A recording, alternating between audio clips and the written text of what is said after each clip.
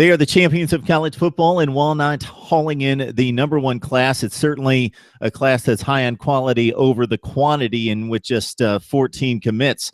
We're talking, of course, about the Clemson Tigers. We bring in Jake Brodsky from Shaking the Southland to help us break down what transpired on National Signing Day. Jake, thanks for joining us. Of course, it's my pleasure. Yeah, so it's amazing what Dabo Swinney has built there at Clemson. Obviously, always a stable, decent, good football program, but has certainly reached the nation's elite. He's built something there where the elite athletes are drawn to, just in regards to the level of play on the field, and obviously the community, the family feeling that he's built there.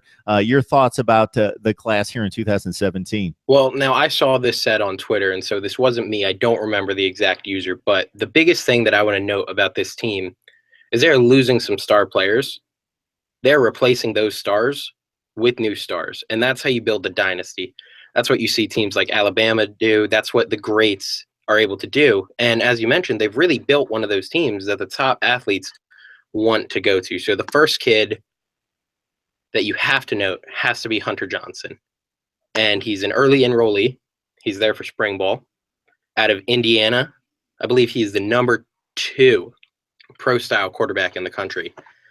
And you lose a leader like Deshaun Watson, and you just bring in a kid like Hunter Johnson, who is just going to be able to make a difference right away. You have another quarterback on the roster in Kelly Bryant, but look for Hunter Johnson to just compete right away for this starting job. The kid can flat out play. He can sling it all over the field. He can run the play action. He's not as mobile as Watson. However, he really is a great arm talent, and he looks like a leader too. The kids want to play with him. And to play with him, Clemson brought in 2 of the top receivers in the country. They have Higgins, who is a very contentious recruit. He's rated #2 in the country by 24/7 Sports as a wide receiver, and Amari Rogers. And so Rogers was hurt this past year, but if you look at his highlight tape, you see someone who can go up and get the ball.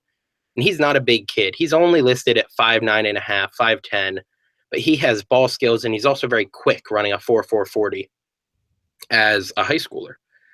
Higgins is a bit of a bigger body, 6'4.5", 188. Look for him to fill out. He's definitely going to put on weight in a college lifting program.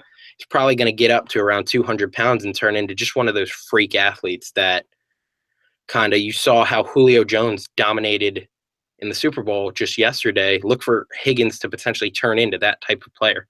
Hey, Jake, based on personnel losses, obviously going back a year, there were 8 or 9 starters lost on defense. The defense still retooled and made it all the way to the national championship game and won it. Your thoughts about, based on what you know about the personnel losses coming into 2017, where you might need some help immediately? The biggest name that I look at as them losing is Ben Boulware. He's graduating. He's going to be an NFL player, and he was kind of the heart and soul of that defense.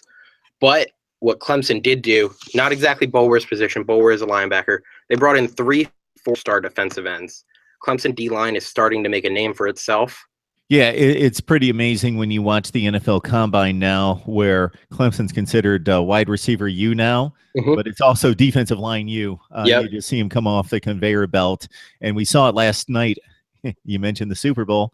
The Super Bowl with Clemson's defensive linemen like Vic Beasley, Grady Jarrett dominating at the next level.